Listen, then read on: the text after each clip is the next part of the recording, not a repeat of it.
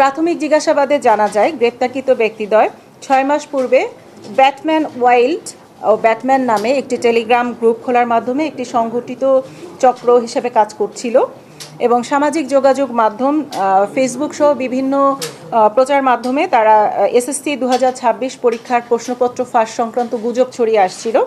এই গুজব ছড়ানোর মাধ্যমে শিক্ষার্থী এবং অভিভাবকদের বিভ্রান্ত করে তাদের কাছ থেকে বিপুল পরিমাণ অর্থ হাতিয়ে নেওয়ার অপচেষ্টা করছিল।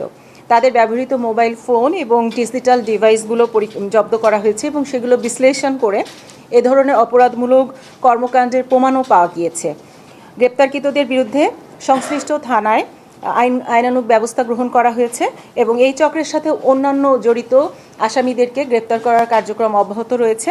র্যাব মনে করে এ ধরনের কার্যক্রম শুধু আইনগত দণ্ডনীয়ই নয়, বরং দেশের শিক্ষা ব্যবস্থার প্রতি আস্থা নষ্ট করে শিক্ষার্থীদের মানসিকভাবে বিপর্যস্ত করে তোলে। এ ধরনের অপচেষ্টা প্রতিরোধে র্যাব সদা সর্বদা তৎপর রয়েছে।